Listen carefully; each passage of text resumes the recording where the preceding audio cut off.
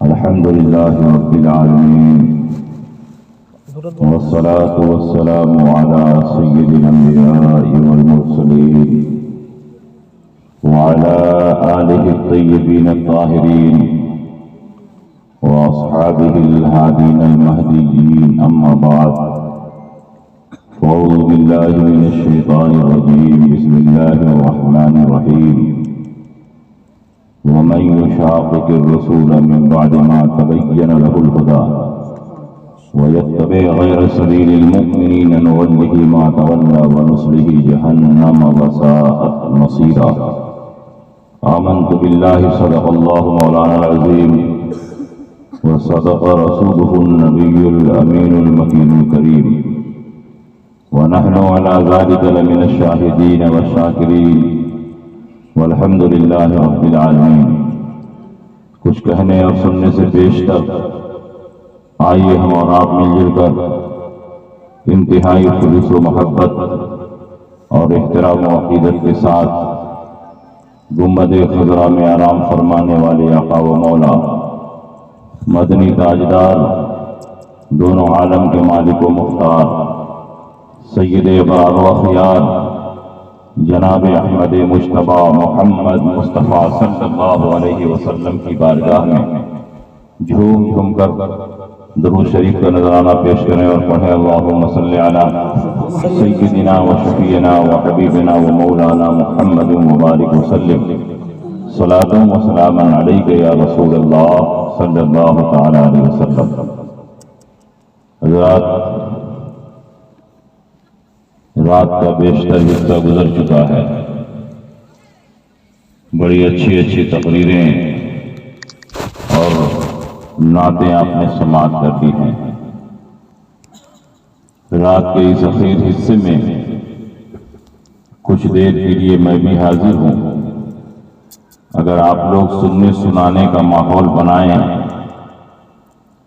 تو میں آج آپ کو بہت ساری حدیثیں سنانا چاہتا. سبحان اللہ. بتائیے، رسول پاک کی حدیث سننا چاہتے ہیں کہ نہیں سننا چاہتے ہیں؟ کتنے لوگ حضور کی حدیث سننا چاہتے ہیں؟ یہ پیچھے والے آگے آ جائیں، ذرا میرے سامنے چہرہ رہے تو میدان محشر میں ان کو پہچاننے میں آسانی ہوگی. آ جائیے، آپ کا چہرہ ذرا نظر کے سامنے رہے. اب پیچھے سے بھاگیے نہیں.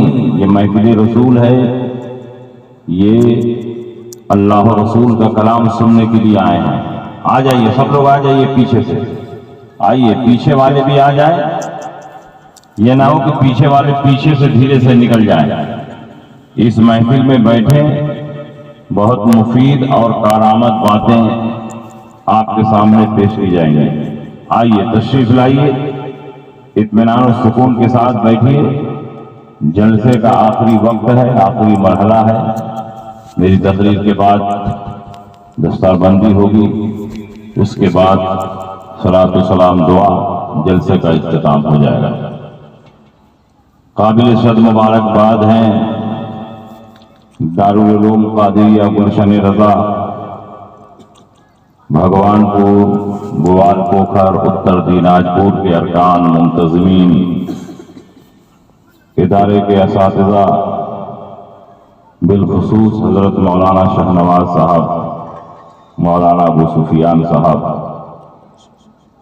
یہ سارے اساتذہ کرام یہاں جو تشریف فرما ہیں، یہ سب اس اجلاس کو کامیابی کے مرحلے تک پہنچانے میں اہم کردار ادا کر چکے ہیں. اور ابھی مجھ سے پیشتر نعت پاک آپ نے سنی، مفتی عالمگیر صاحب نے کتنی اچھی نعت پڑھی.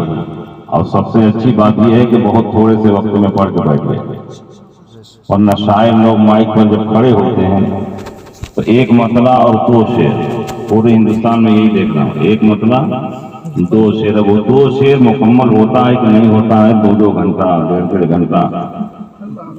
تو ہمارے حضور محدث کبیر فرماتے ہیں شاعروں کی گنتی بہت کمزور ہوتی ہے. مائک پر آتے ہیں تو بھول جاتے ہیں کہ 2 شعر ہوا کہ نہیں ہوا. کم وقت میں بڑی اچھی نعت آپ نے پیش فرمائی. اللہ تعالیٰ ان سب کو دارین کی سعادتوں سے مالا مال فرمائے. اس ادارے کو دین و سنیت کا عظیم قلعہ بنائے، آمین مرکز اہل سنت کا نشان اور پاسبان بنائے۔ آمین۔ میں نے جس آیت کریمہ کی تلاوت کی، اللہ رب العزت ارشاد فرماتا ہے جو نبی کے خلاف کرے ہدایت آ جانے کے بعد اور عام مسلمانوں کے راستے سے ہٹ کر کوئی راستہ چلے، ہم اس کو اس کی راہ پر چھوڑ دیں گے اور اس کو جہنم میں داخل کریں گے، اور جہنم پلٹنے کی کتنی بری جگہ ہے۔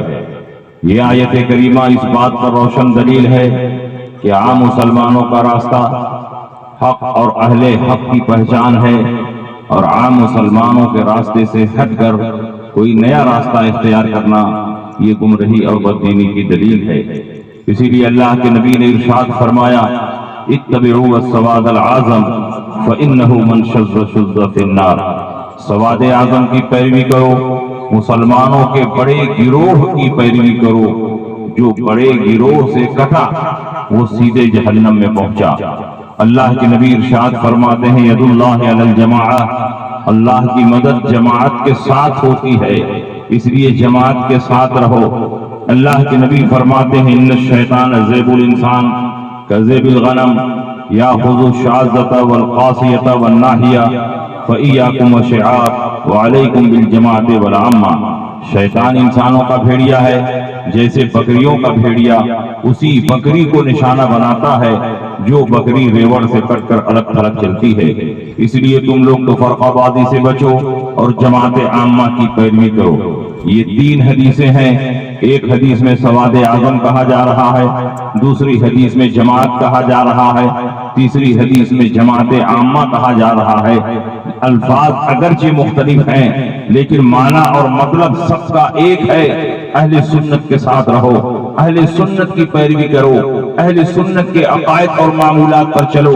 اہل سنت کا معنی کہاں سے ہم نے نکالا؟ نبی اکرم صلی اللہ علیہ وسلم ارشاد فرماتے ہیں ستفترق امتی علی 73 ملتا كلهم في النار الا ملة واحدة قالوا من هي یا رسول اللہ؟ قال ما انا علیہ واصحابی، میری امت 73 فرقوں میں بٹ جائے گی، 72 فرقہ جہنمی ہوگا، ایک فرقہ جنتی ہوگا۔ صحابہ نے پوچھا وہ کون فرقہ ہوگا جو جنتی ہوگا؟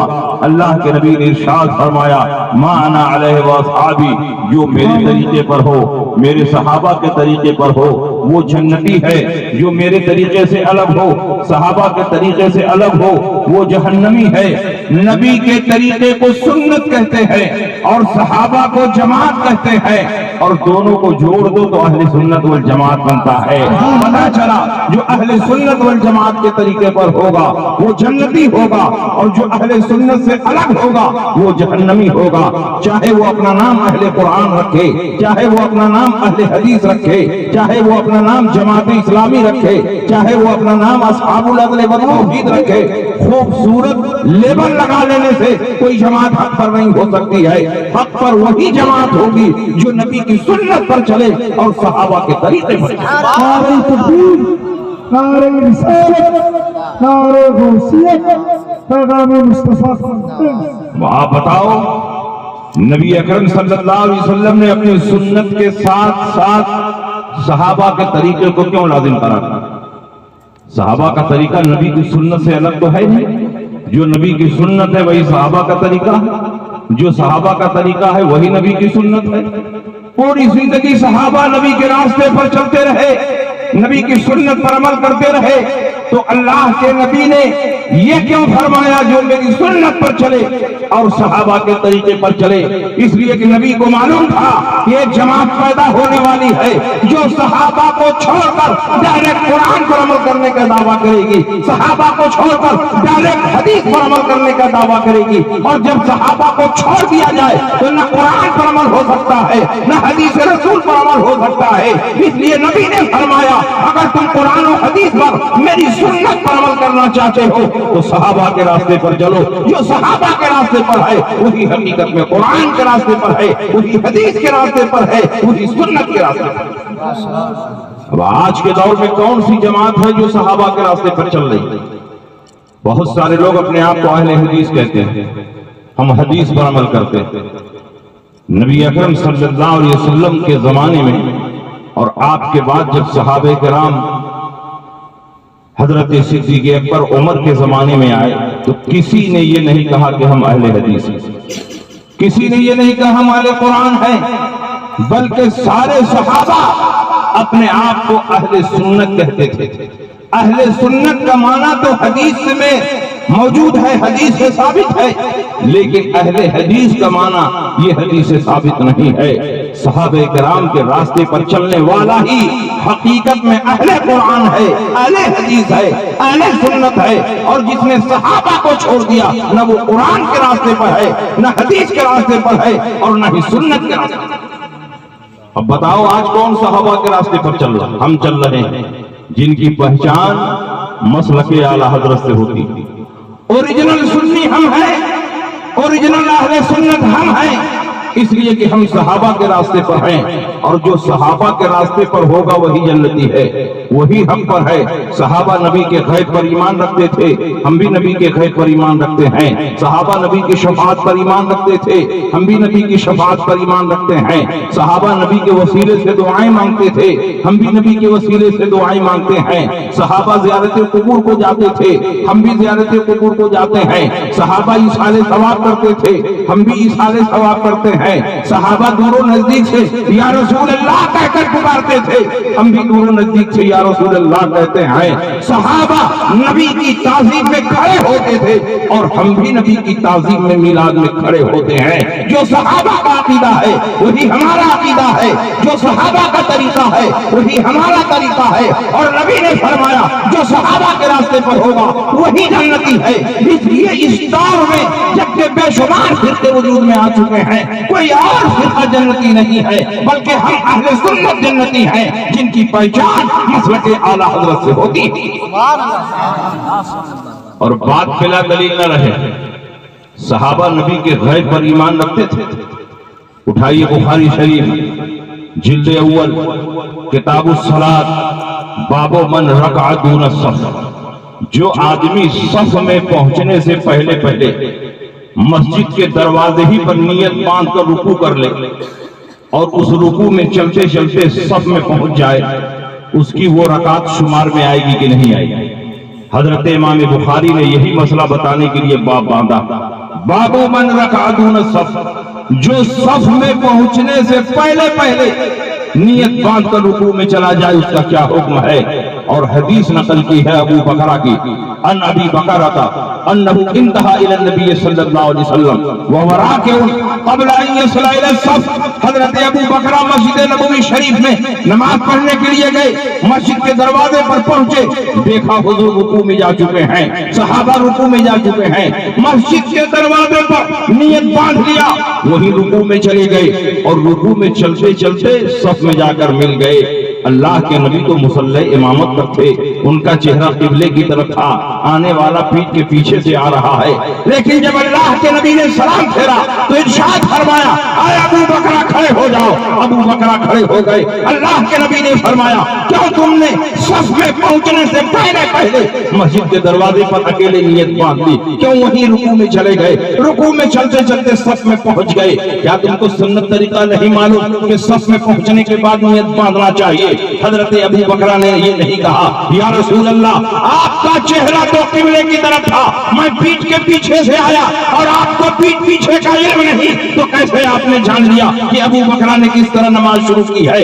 اس لیے کہ وہ صحابی تھے، وہابی نہیں تھے۔ ان کا یہ عقیدہ تھا کہ نبی جیسے آگے دیکھتے ہیں ویسے ہی پیچھے دیکھتے ہیں، ویسے ہی دائیں دیکھتے ہیں، ویسے ہی بائیں دیکھتے ہیں۔ پوری کائنات نبی کے نگاہوں کے سامنے ہے۔ اللہ کے نبی نے ارشاد فرمایا، بخاری کی حدیث ہے، انکم ترون قبلتی ہا ہونا، تم سمجھتے ہو کہ میرا چہرہ قبلے کی طرف ہوتا ہے اور میں تم کو پیٹ کے پیچھے نہیں دیکھتا ہوں؟ واللہ انی لا اراکم وراء ظہری کما اراکم امامی، میں تم کو پیٹ کے پیچھے ایسے ہی دیکھتا ہوں جیسے آگے دیکھتا ہوں۔ اما لا یخفی علی رکوعکم ولا خشوعکم، تمہارا رکوع بھی مجھ سے چھپا ہوا نہیں، تمہارا خشوع بھی مجھ سے چھپا ہوا نہیں۔ میں وہ پیغمبر ہوں کہ قبرستان سے گزرتا ہوں، مردوں کے حالات کو دیکھتا ہوں، کس پر عذاب ہو رہا ہے، کس کو ثواب دیا جا رہا ہے۔ میں وہ نبی ہوں کہ مکے میں ہوتا ہوں مدینے کے احوال کو دیکھتا ہوں، مدینے میں ہوتا ہوں، جنگ روم کا مشاہدہ کرتا ہوں، ممبر پر ہوتا ہوں، قیامت تک کے احوال کو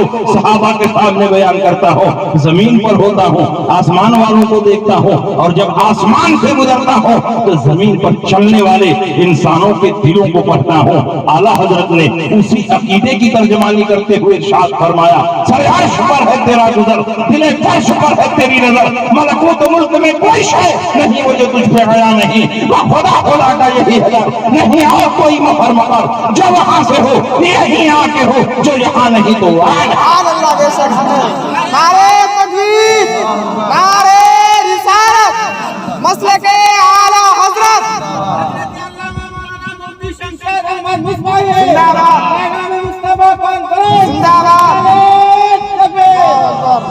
اب آپ بتائیے، صحابہ نبی کے غیب پر ایمان رکھتے تھے، ہم بھی نبی کے غیب پر ایمان رکھتے تھے، تم تو نبی کے غیب کا انکار کرتے ہو، اس لیے تم صحابہ کے راستے پر نہیں ہو۔ صحابہ نبی کی شفاعت پر بھی ایمان رکھتے تھے، صحابہ کا عقیدہ تھا کہ نبی دنیا میں بھی شفاعت فرمائیں گے تو جنت واجب ہو جائے گی، نبی آخرت میں بھی شفاعت فرمائیں گے تو جنت واجب ہو جائے گی۔ اللہ کے نبی کو شفاعت کبریٰ کا منصب دیا گیا ہے، دنیا میں بھی شفاعت فرمائیں گے اور آخرت میں بھی شفاعت فرمائیں گے۔ یہ شفاعت کے بھی منکر ہیں۔ نبی اکرم معراج پر تشریف لے گئے، اللہ نے بے شمار نعمتیں آپ کو عطا فرمائی، بے شمار اختیارات و تصرفات عطا کیے۔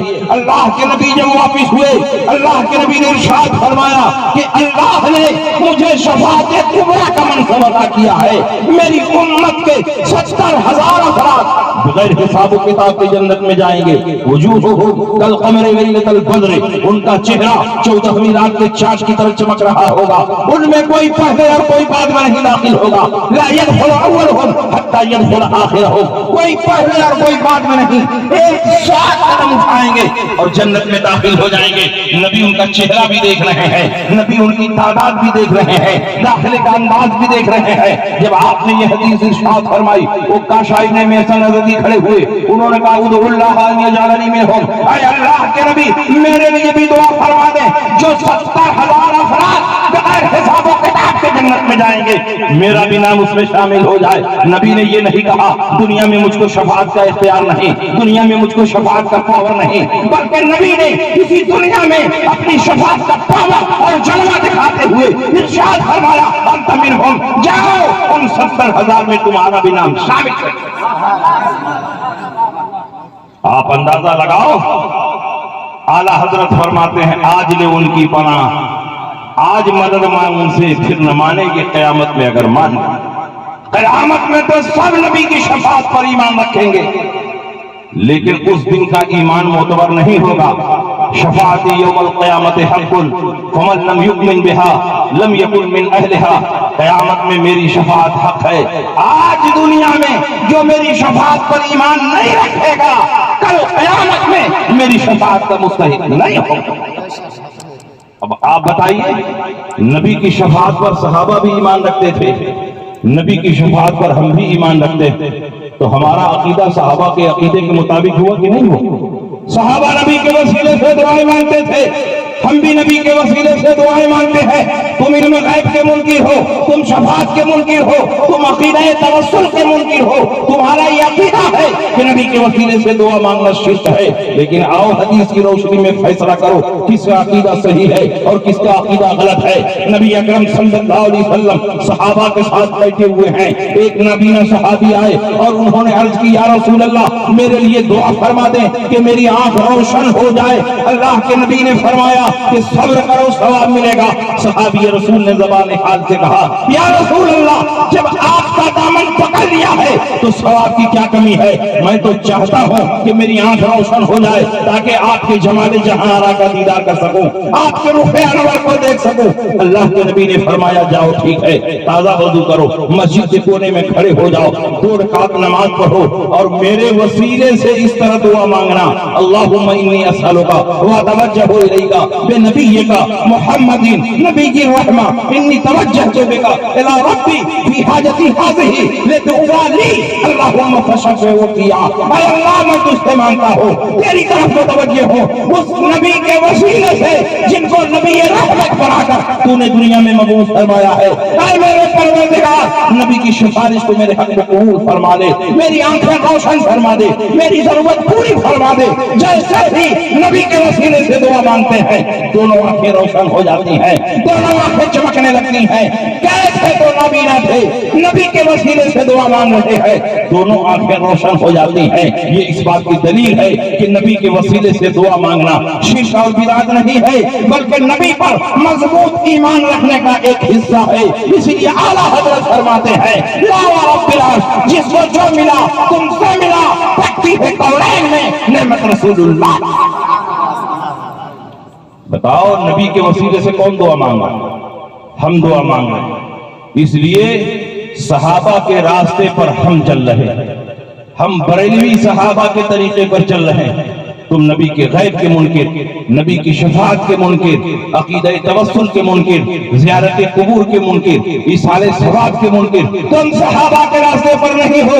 لاکھ نمازیں پڑھو، روزہ رکھو، قرآن کی تلاوت کرو، لیکن جب صحابہ کے راستے سے بھٹک چکے ہو تو تم جنت میں نہیں جا سکتے۔ جنت میں وہی فرقہ جائے گا جو نبی کی سنت پر چلے اور صحابہ کے راستے پر چلے۔ سبحان اللہ، بے شک۔ اور ایک نیا فرقہ پیدا ہوا اہل حدیث، جس میں اہل لگ جائے سمجھ جائیے کہ یہ نا اہل ہے۔ اہل قرآن، قرآن کو سمجھ نہیں پاتے اہل قرآن ہو گئے۔ اہل قرآن کا فتنہ ختم نہیں ہوا کہ اہل حدیث پیدا ہوا اور کہا کہ ہم حدیث پر عمل کرتے ہیں۔ صحابہ پوری زندگی حدیث پر عمل کرتے رہے، لیکن کسی صحابی نے یہ نہیں کہا ہم اہل حدیث ہیں۔ صحابہ کے پاس لاکھوں لاکھ حدیثیں تھیں، دن رات مشکات نبوت سے حدیثیں سنتے تھے، قرآن مادری زبان میں اتر رہا تھا، لیکن صحابہ نے یہ نہیں کہا کہ ہم اہل حدیث ہیں۔ اور یہ صرف 5 حدیثوں پر عمل کر کے اہل حدیث بن گئے۔ یہاں تک ہاتھ اٹھایا، سینے پر ہاتھ باندھ لیا، ٹانگ پھیلا کر کھڑے ہو گئے، زور سے آمین کہہ دیا اور امام کے پیچھے قرات کر لی، سورہ فاتحہ پڑھ لی۔ انہی 5 مسئلوں پر عمل کر کے یہ اپنے آپ کو اہل حدیث کہتے ہیں۔ اور حقیقت یہ ہے کہ ان 5 حدیثوں میں سے آدھی سے زیادہ حدیثیں تو منسوخ ہیں اور کچھ حدیثیں ضعیف ہیں۔ تو ان کا عمل یا تو منسوخ حدیث پر ہے اور یا تو ضعیف حدیث پر ہے۔ اس لیے منسوخ اور ضعیف حدیثوں پر عمل کرنے والا اہل حدیث نہیں ہو سکتا۔ جو نبی کی سنت پر عمل کرتا ہے وہی حقیقت میں حدیث پر بھی عمل کرتا ہے۔ 5 حدیثوں پر عمل کر کے اہل حدیث بنے، سینے پر ہاتھ باندھ لیا، ہم اہل حدیث ہیں۔ سینے پر کیوں ہاتھ باندھتے ہیں؟ صحابہ نے 20 رکعت تراویح پڑھی اور یہ 8 رکعت تراویح پڑھتے ہیں اور کہتے ہیں ہم اہل حدیث ہیں۔ صحابہ کرام رضوان اللہ علیہم اجمعین کے راستے پر جو چلے گا وہی جنتی ہے۔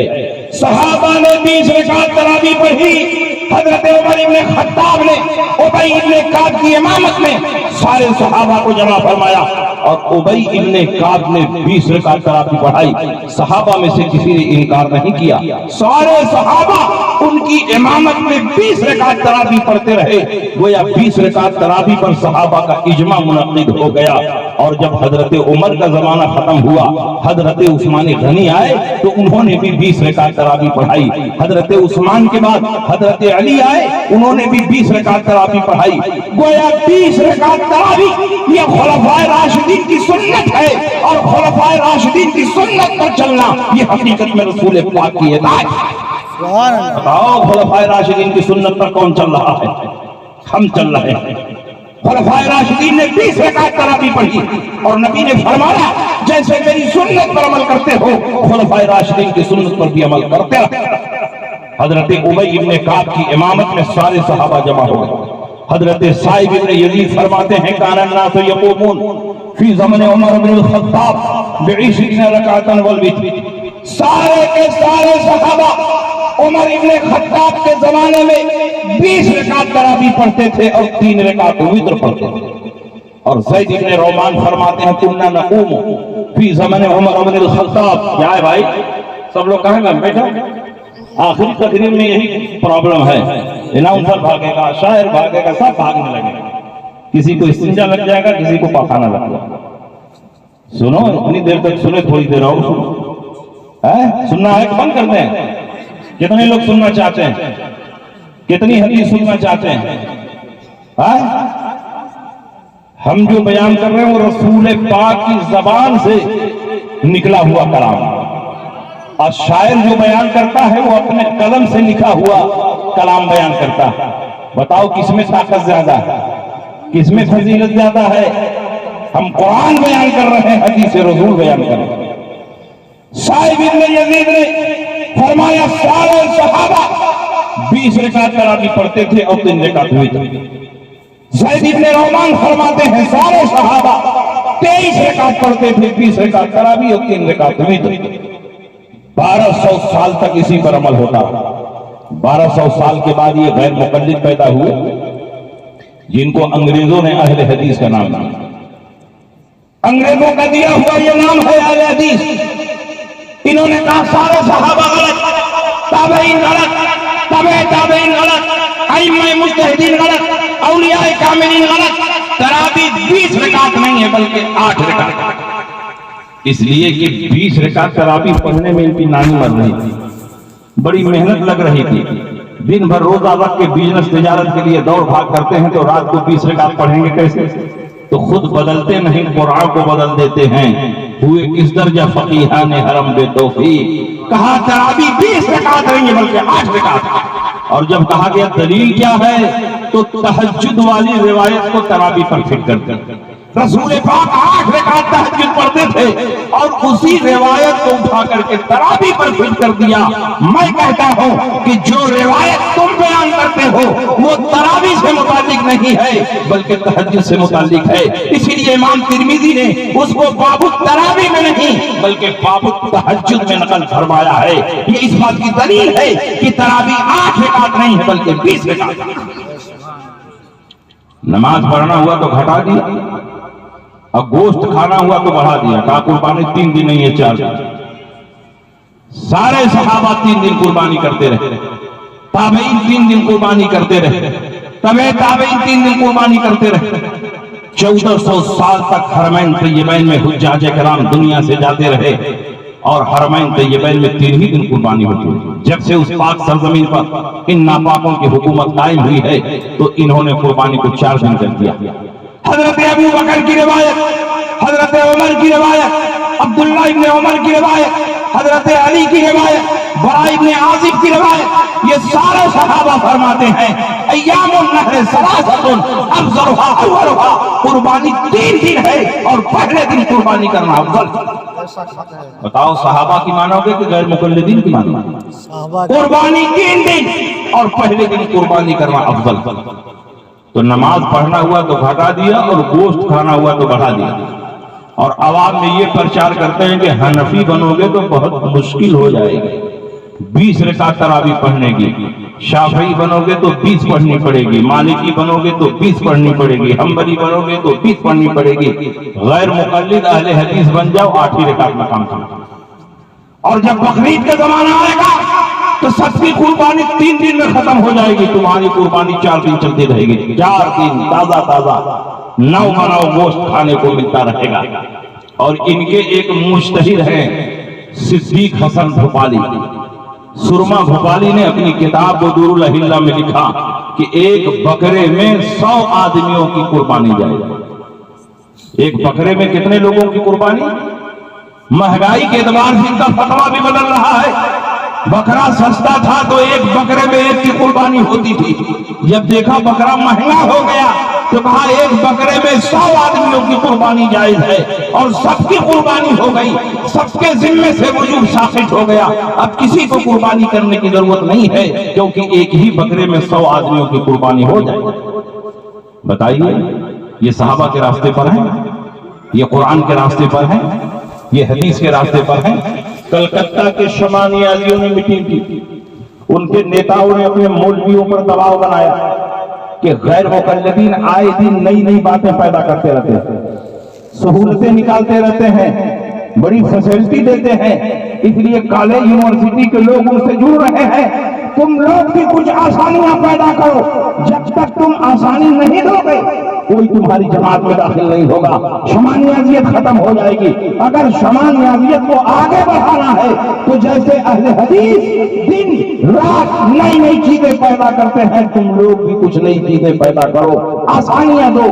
3 دن کا سیمینار ہوا کلکتہ کی سرزمین پر, اور شمانیازی مولویوں نے سر جوڑ کر کے میٹنگ کی, اور 3 دن کے بعد فیصلہ جاری کیا کہ اگر ایک بکرے میں 100 آدمیوں کی قربانی جائز ہے تو ایک مرغے میں 7 آدمیوں کی قربانی جائز ہے. اب آپ بتائیے, یہ دونوں جماعتیں جنتی ہو سکتی ہیں؟ ہرگز نہیں. یہ دونوں جماعتیں صحابہ کے راستے پر ہیں؟ ہرگز نہیں. یہ دونوں جہنمی جماعتیں ہیں. ان کا فتویٰ بتا رہا ہے کہ یہ جنتی نہیں ہے, جہنمی. نبی اکرم صلی اللہ علیہ وسلم نے فرمایا موٹے اور فروا جانوروں کی قربانی کرو, کیونکہ اسی قربانی کے جانور پر بیٹھ کر پل صراط پار کرنا. سمنوا ضحاياكم فإنها على الصراط مطاياكم. موٹے اور فروا جانوروں کی قربانی کرو, کیونکہ اسی قربانی کے جانور پر بیٹھ کر پل صراط پار کرنا ہے. جس جانور کی آپ قربانی کرتے ہیں موٹا ہونا چاہیے, فروا ہونا چاہیے, اس لیے کہ پل صراط پر اسی جانور پر بیٹھ کر پل صراط پار کریں گے. اور بخاری کی دوسری حدیث بتاتی ہے کہ پل صراط کے نیچے بھی جہنم ہے. اب دونوں حدیثوں کو جوڑ دو, جس جانور کی قربانی کرتے ہو اسی پر بیٹھ کر پل صراط پار کرو گے, اور پل صراط کے نیچے ہی جہنم ہے. تو جب ایک بکرے پر 100 غیر مقلد سوار ہوں گے اور ایک مرغے پر 7 شمانیازی سوار ہوں گے تو بکرا بھی وہیں الٹ جائے گا, مرغا بھی وہیں. اب بتائیے جب وہاں الٹ جائے گا تو کہاں جائے گا؟ پل صراط کے نیچے کیا ہے؟ جہنم ہے. تو یہ جہنم میں جانے والی جماعت ہے.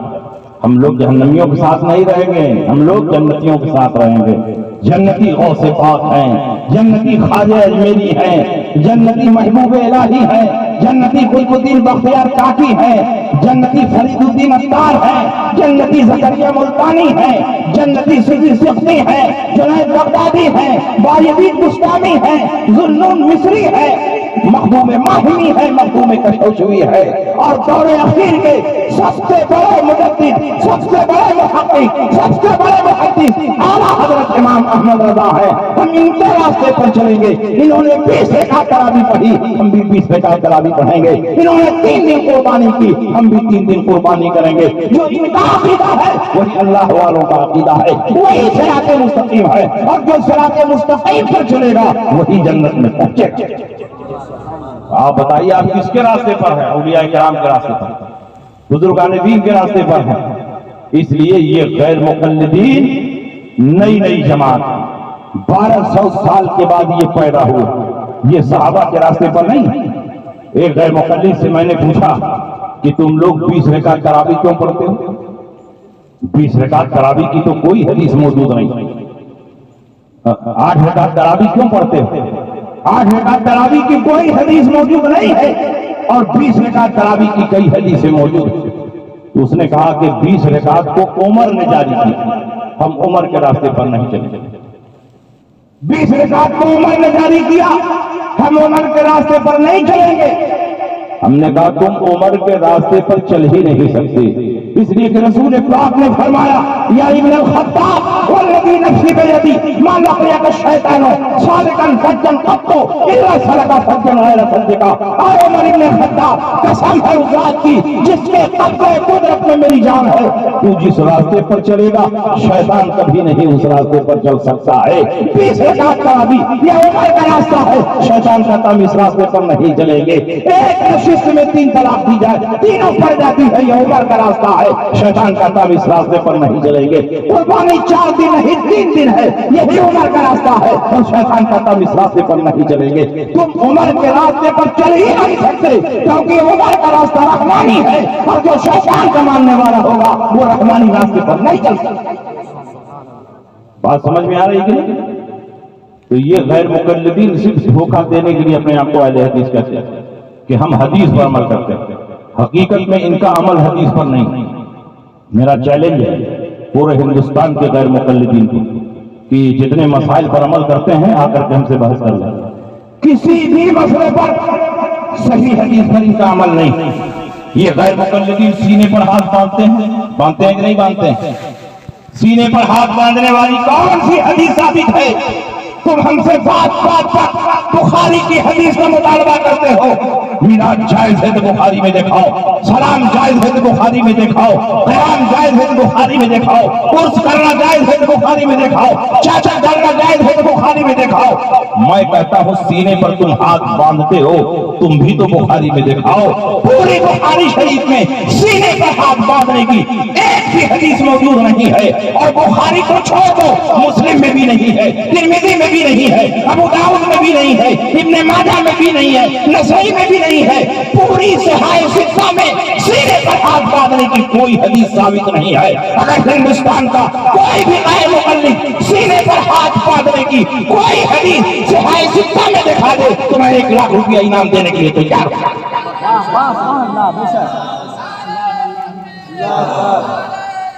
یا رسول اللہ، یا رسول اللہ، زندہ باد، زندہ باد، یا رسول اللہ۔ میں نے غیر مقلد سے پوچھا بتاؤ تم سینے پر ہاتھ کیوں باندھتے ہیں؟ سینے پر ہاتھ باندھنے کی کوئی بھی حدیث ثابت ہے؟ پوری صحائف ستہ میں جس کی حدیثیں سب سے زیادہ مستند مانی جاتی ہیں، صحیح مانی جاتی ہے، پوری صحائف ستہ میں سینے پر ہاتھ باندھنے کی ایک بھی حدیث ثابت نہیں ہے۔ تم کیوں سینے پر ہاتھ باندھتے ہو؟ تو کہا صحیح ابن خزیمہ میں ہے۔ میں نے کہا صحیح ابن خزیمہ میں کیا ہے؟ کہا صحیح ابن خزیمہ میں یہ ہے کہ رسول پاک نے فرمایا تمہارے لیے سنت یہ ہے کہ تم سینے پر ہاتھ باندھو۔ میں نے کہا رسول پاک نے کس سے فرمایا تمہارے لیے سنت ہے کہ تم سینے پر ہاتھ باندھو؟ عورتوں سے فرمایا تمہارے لیے سنت یہ ہے کہ تم سینے پر ہاتھ باندھو، فَإِنَّهُ أَسْتَرُ لَهُنَّ، کیونکہ اس میں عورت کی پردہ پوشی زیادہ ہے۔ اسلام ایک پاکیزہ مذہب ہے۔ جب عورتیں نماز کے لیے کھڑی ہوتی ہیں تو اسلام یہ چاہتا ہے کہ اگر ایک طرف اللہ کی عبادت ہو رہی ہے تو دوسری طرف عورت کی پردہ پوشی بھی ہوتی رہے۔ اس لیے رسول پاک نے فرمایا تمہارے لیے سنت یہ ہے کہ تم سینے پر ہاتھ باندھو کیونکہ اس میں پردہ پوشی زیادہ ہے۔ میں نے غیر مقلد سے کہا بتاؤ تمہارے سینے پر کیا ہے جس کو چھپانے کے لیے تم یہاں ہاتھ رکھے ہوئے ہو؟ اگر مرد ہو تو مردوں والی حدیث پر عمل کرو، اور اگر عورت ہو تو عورتوں والی حدیث پر عمل کرو، اور دونوں کے بیچ میں ہو تو جس پر چاہو عمل کرو۔ ہماری طرف سے کوئی اعتراض نہیں ہے۔ سینے پر ہاتھ باندھنے کی کوئی حدیث ثابت نہیں، اور جس حدیث کو یہ پیش کرتے ہیں وہ عورتوں سے متعلق حدیث ہے۔ حضرت علی کرم اللہ تعالیٰ وجہ کریم فرماتے ہیں فَإِنَّ مِنَ السُّنَّةِ وَضْعَ الْيَمِينَ عَلَى الْيَسَارِ تَحْتَ السُّرَّةِ، یہ بات سنت سے ہے کہ داہنے ہاتھ کو بائیں ہاتھ پر رکھ کر ناف کے نیچے باندھا جائے۔ یہ کون کہہ رہا ہے؟ حضرت علی کہہ رہے ہیں، اور نخبہ اصول حدیث کی مشہور کتاب ہے، اس میں لکھا ہوا ہے جب صحابی رسول یہ کہے کہ یہ بات سنت سے ہے تو اس سے کسی اور کی سنت مراد نہیں ہوگی، رسول اللہ کی سنت مراد ہوگی۔ اس کا مطلب یہ ہوا کہ رسول پاک کی سنت یہ ہے کہ داہنے ہاتھ کو بائیں ہاتھ پر رکھ کر ناف کے نیچے باندھا جائے۔ اگر کسی اور کی سنت مراد لیتا تو ان کا نام ذکر کرتا۔ ابو بکر کی سنت یہ ہے، عمر کی سنت یہ ہے، خلفائے راشدین کی سنت یہ ہے، لیکن جب صحابی رسول مطلق فرمائے یہ بات سنت سے ہے تو اسے رسول اللہ کی سنت مراد ہوتی ہے۔ اس حدیث کا مطلب یہ ہوا رسول پاک کی سنت یہ ہے کہ داہنے ہاتھ کو بائیں ہاتھ پر رکھ کر ناف کے نیچے باندھا۔ تو ناف کے نیچے ہاتھ باندھنا یہ رسول اللہ کی سنت، اور ہم لوگ اہل سنت ہیں تو ہم لوگ کس پر عمل کرتے ہیں؟ ناف کے نیچے ہاتھ باندھنے والی حدیث پر عمل کرتے ہیں۔ اور یہ لوگ کس پر عمل کرتے ہیں؟ سینے پر ہاتھ باندھنے والی حدیث پر عمل کرتے ہیں، جو حدیث پوری صحیح ستہ میں کہیں ثابت نہیں ہے۔ تو ایسی حدیث پر جو حدیث ثابت ہی نہ ہو، ایسی حدیث پر عمل کرنا جو حدیث منسوخ ہو یا ضعیف ہو، یہ ان کا طریقہ ہے، اور ایسی حدیث پر عمل کرنا جو رسول پاک کی سنت ہو وہ ہم اہل سنت کا طریقہ ہے۔ اس لیے صرف حدیث نہ دیکھو، رسول پاک کی سنت دیکھو۔ حدیث پر عمل کرو گے تو ضروری نہیں کہ رسول اللہ کی سنت پر عمل ہو جائے، لیکن رسول اللہ کی سنت پر عمل کرو گے تو خود بخود حدیث پر عمل ہو جائے گا، اس لیے کہ ہر حدیث سنت نہیں لیکن ہر سنت رسول اللہ کی حدیث۔ بات سمجھ میں آ رہی ہے کہ نہیں سمجھ میں آ رہی؟ اس لیے یہ حدیثوں پر عمل نہیں کرتے، منسوخ یا ضعیف حدیثوں پر عمل کرتے ہیں، اور الحمدللہ ہمارا عمل حدیث کے مطابق ہے۔ کوئی بھی غیر مقلد 2 رکعت ایسی نماز پڑھ کر دکھا دے کہ جس میں کسی حدیث کی خلاف ورزی نہ ہو تو میں خط غلامی لکھوانے کے لیے تیار۔ اہل حدیث کا مطلب کیا ہوا؟ ساری حدیثوں پر عمل کرنے والا۔ ساری حدیثوں پر عمل ہو ہی نہیں پائے گا، ایک حدیث پر عمل کرے گا اب کئی حدیثیں چھوٹ جائیں گی، ایک مسئلے سے متعلق کئی حدیثیں۔ جیسے کوئی نماز پڑھنے کے لیے آگے بڑھے تو ہاتھ کان کی لو تک اٹھائے گا کہ موڈھے تک اٹھائے گا، یہیں جھگڑا شروع ہو جائے گا۔ حدیث دونوں ہے، کان کی لو تک ہاتھ اٹھاؤ یا موڈھے تک ہاتھ اٹھاؤ۔ تو اگر موڈھے تک ہاتھ اٹھایا تو کان کی لو والی حدیث چھوٹ گئی، کان کی لو تک ہاتھ اٹھایا تو موڈھے والی حدیث چھوٹ گئی۔ تو ایک ہی حدیث پر عمل ہوا اور ایک حدیث چھوٹ گئی۔ جب ایک حدیث پر عمل کر رہے ہو اور ایک حدیث چھوڑ رہے ہو تو تم اہل حدیث نہیں ہوئے، تم تاریخ حدیث ہوئے۔ اور ہاتھ باندھو گے کہاں؟ ناف کے نیچے باندھو گے، ناف کے اوپر باندھو گے، یا ہاتھ چھوڑ کر نماز پڑھو گے۔ 3 طرح کی حدیثیں ہیں۔ حضرت امام ترمذی نے تینوں حدیثیں نقل کی ہیں، تینوں مذہب نقل کیا ہے۔ ناف کے نیچے ہاتھ باندھنا یہ امام اعظم ابو حنیفہ اور ان کے ماننے والوں کا طریقہ ہے۔ ناف کے اوپر ہاتھ باندھنا یہ امام شافعی اور ان کے ماننے والوں کا طریقہ ہے، اور ہاتھ چھوڑ کر نماز پڑھنا یہ امام مالک اور ان کے ماننے والوں کا طریقہ ہے۔ امام ترمذی کی نظر میں سینے پر ہاتھ باندھنے کی کوئی حدیث ثابت ہوتی تو اس کو بھی ذکر کرتے کہ سینے پر ہاتھ باندھنا یہ فلاں امام کا طریقہ ہے، ان کے ماننے والوں کا طریقہ ہے، لیکن سینے پر ہاتھ باندھنے کی کوئی حدیث، کوئی مسلک ذکر نہیں کیا۔ یہ اس بات کی دلیل ہے کہ سینے پر ہاتھ باندھنا حقیقت میں حدیث میں ثابت نہیں ہے، اس لیے یہ اہل حدیث ہو ہی نہیں تھی۔ تو آپ ان سے دھوکہ نہ کھائے۔ آج کے دور میں انسانوں کے پاس اتنا علم نہیں ہے کہ ڈائریکٹ قرآن اور حدیث سے مسئلہ نکال سکتے، لیکن یہ دھوکہ دینے کے لیے کہتے ہیں تقلید شرک ہے۔ کسی امام کی پیروی نہ کرو، کسی امام کی اتباع نہ کرو، تقلید شرک ہے۔ ائمہ کرام کی شان میں گستاخیاں کرتے ہیں، خاص طور پر امام اعظم کی شان میں گستاخی کرتے ہیں۔ کہتے ہیں کہ ہم کو اللہ نے دماغ دیا ہے، اللہ نے شعور دیا ہے، سمجھ دی ہے، ہم خود ہی قرآن اور حدیث سے مسئلہ نکال لیں گے، ہم کو کسی امام کی پیروی کی ضرورت نہیں، کسی امام کی تقلید کی ضرورت نہیں۔ میں کہتا ہوں 1,24,000 کم و بیش صحابہ تھے اور ان کے سینے میں ہزاروں حدیثیں تھیں، قرآن پاک ان کی مادری زبان میں اتر رہا تھا، پھر بھی صحابہ کرام ڈائریکٹ قرآن اور حدیث سے مسئلہ نہیں نکال پاتے، بلکہ اپنے سے اونچے والے صحابہ سے پوچھ کر عمل کرتے تھے۔ صرف 21 صحابہ ایسے تھے جو قرآن اور حدیث سے مسئلہ نکال پاتے، باقی سارے صحابہ انہی سے پوچھ کر عمل کرتے تھے۔ تو جب صحابہ نہیں ڈائریکٹ قرآن اور حدیث سے مسئلہ نکال پاتے ہیں تو آج کا غیر مقلد جو گمتی میں بیٹھ کر پان لگا رہا ہے، کھیت میں ہل جوت رہا ہے، جو مارکیٹ میں بیٹھ کر کپڑا بیچ رہا ہے، جو بزنس تجارت میں لگا ہوا ہے، جس کے پاس نہ قرآن کا علم ہے نہ حدیث کا علم ہے، نہ ان کی باریکیوں کو سمجھنے کی صلاحیت ہے، یہ کیسے ڈائریکٹ قرآن اور حدیث سے مسئلہ نکال لیں گے؟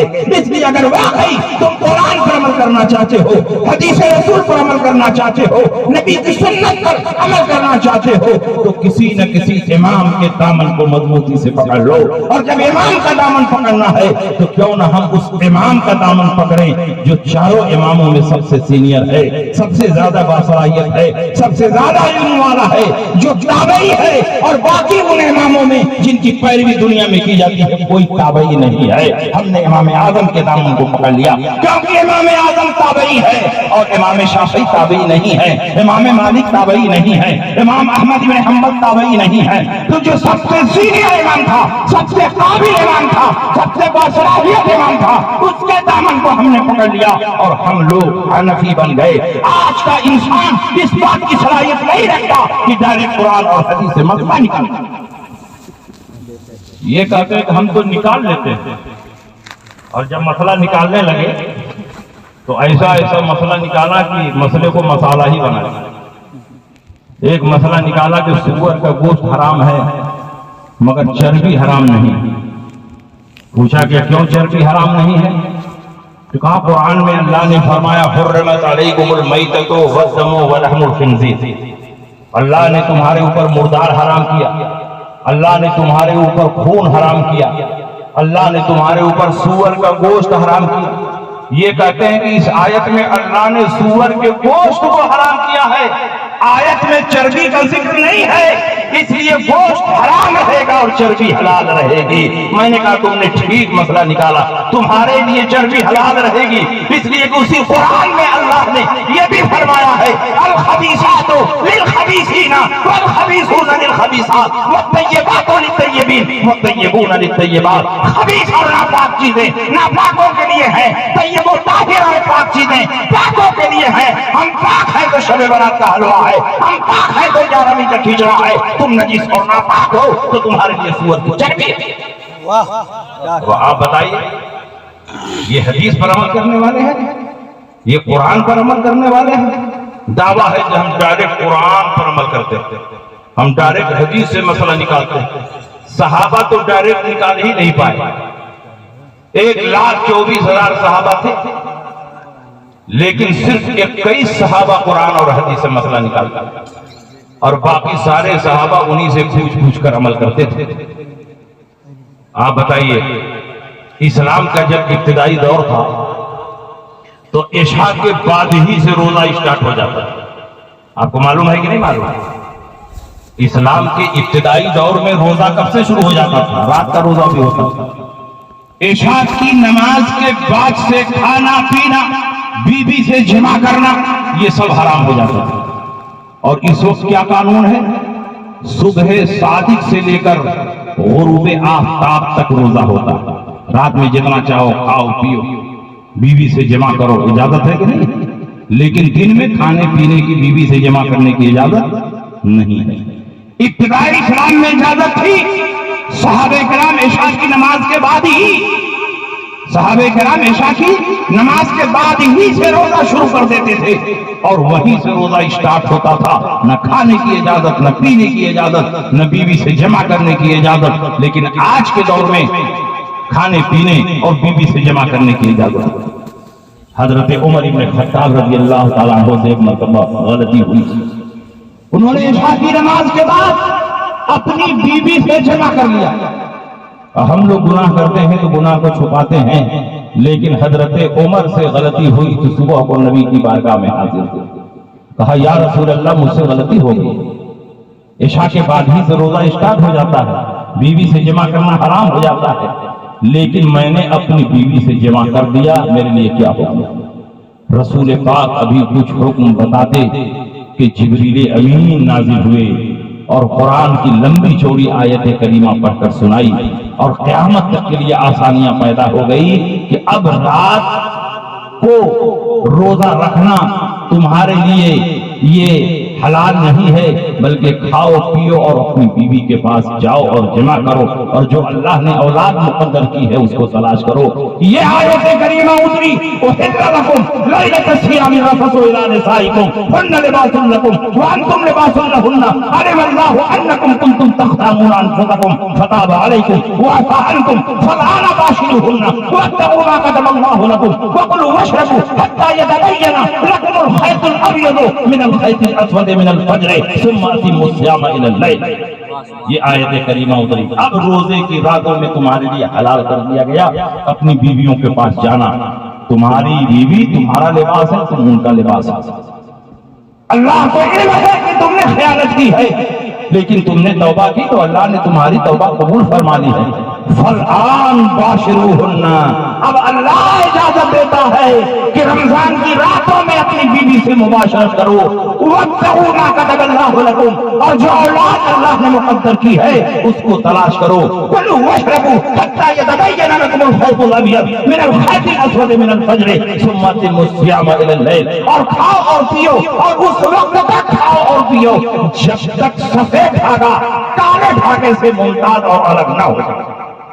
جب یہ آیت کریمہ اتری تو اس وقت تک کھاؤ اور پیو جب سفید دھاگا کالے دھاگے سے الگ ہو جائے. صبح کے وقت جب سفید دھاگا کالے دھاگے سے الگ ہو جائے تو اب کھانے کی اجازت نہیں. یہ آیت کریمہ اتری تو ایک صحابی رسول بڑے بھولے والے تھے، تو سونے کے ٹائم تکیہ کے نیچے ایک کالا دھاگا ایک سفید دھاگا رکھ کر سو گئے، اور سحری کے ٹائم اٹھے اور ہتھیلی پر رکھ کر کے دیکھتے ہیں کہ کالے دھاگے اور سفید دھاگے میں امتیاز نہیں ہو رہا ہے تو کھانے لگے، پھر سو گئے۔ کچھ دیر کے بعد اٹھے، ہتھیلی پر دھاگا دیکھ کر دیکھتے ہیں کہ کالا دھاگا سفید دھاگے سے الگ نہیں ہو رہا ہے تو پھر کھانے لگے اور کچھ دیر کے بعد پھر سو گئے۔ کھاتے رہے، اٹھتے رہے، سوتے رہے، یہاں تک کہ سورج نکل گیا اور سفید دھاگا کالے دھاگے سے الگ نہیں ہوا۔ رسول پاک کی بارگاہ میں حاضر ہوئے، کہا یا رسول اللہ، یہ آیت کریمہ آپ پر اتری ہے کہ اس وقت تک کھاؤ اور پیو جب تک سفید دھاگا کالے دھاگے سے الگ نہ ہو۔ میں تو رات کے آخری حصے میں بار بار اٹھتا رہا، کھاتا رہا، سوتا رہا، سفید اور کالے دھاگے میں امتیاز پیدا کرتا رہا، لیکن کوئی فرق نہیں ہوا، کوئی امتیاز نہیں ہوا۔ تو میں کھاتا رہا یہاں تک کہ دن نکل آیا۔ تو یا رسول اللہ، اس آیت کریمہ کا کیا مطلب؟ اب آپ بتاؤ۔ خاموش بیٹھو۔ سرکار سے پوچھا اس آیت کا کیا مطلب ہے؟ سفید دھاگا کالے دھاگے سے جب تک ممتاز نہ ہو جائے کھاتے رہو۔ تو اللہ کے نبی مسکرانے لگے، فرمایا بہت بھولے ہو، یہاں سفید دھاگے سے مراد دھاگا نہیں ہے، کالے دھاگے سے مراد دھاگا نہیں ہے، بلکہ سفید دھاگے سے مراد دن ہے، کالے دھاگے سے مراد رات ہے۔ بتائیے، وہ صحابی رسول تھے، ان کی مادری زبان عربی تھی، ان کی مادری زبان میں قرآن اتر رہا تھا، لیکن قرآن کا مفہوم وہ سمجھ نہیں پا رہے ہیں۔ الخیط الابیض کا معنی لغت میں دیکھو گے تو سفید دھاگا ہے، الخیط الاسود کا معنی لغت میں دیکھو تو کالا دھاگا ہے، لیکن کبھی کبھی جو ظاہر ہوتا ہے وہ مراد نہیں ہوتا، اور جو مراد ہے وہاں سب کا دماغ نہیں پہنچتا، یا تو رسول اللہ کا دماغ پہنچتا ہے یا رسول کے سچے میں ائمہ کرام کا دماغ۔ اللہ کے نبی نے فرمایا کہ یہاں سفید دھاگے اور کالے دھاگے سے مراد رات اور دن۔ اس وقت تک کھاؤ اور پیو جب تک رات دن سے الگ نہ ہو جائے، اور جب صبح صادق طلوع ہو جائے تو کھانے پینے کی اجازت نہیں ہے۔ ثم اتموا الصیام الی اللیل، اب روزے کو غروب آفتاب تک پورا کرو۔ میں بتانا یہ چاہتا ہوں کہ جب صحابہ کرام قرآن کا مفہوم نہ نکال سکے، صحابہ کرام الخیط الابیض اور الخیط الاسود کا معنی متعین نہ کر سکے، تو آج کا غیر مقلد جو اردو کی چند کتابیں پڑھ کے اپنے آپ کو مجتہد سمجھتا ہے، وہ کیسے قرآن سمجھ سکتا ہے، کیسے حدیث سمجھ سکتا ہے؟ جب قرآن اور حدیث نہیں سمجھ سکتا تو قرآن اور حدیث سے کوئی مسئلہ نکال کے نہیں سکتا۔ اس لیے ضرورت ہے کہ نہیں کہ امام کے دامن کو مضبوطی سے پکڑا جائے۔ اور کس امام کے دامن کو ہم نے پکڑا ہے؟ آپ کا امام کون ہے؟ امام اعظم ابو حنیفہ رضی اللہ تعالی جلیل القدر تابعی،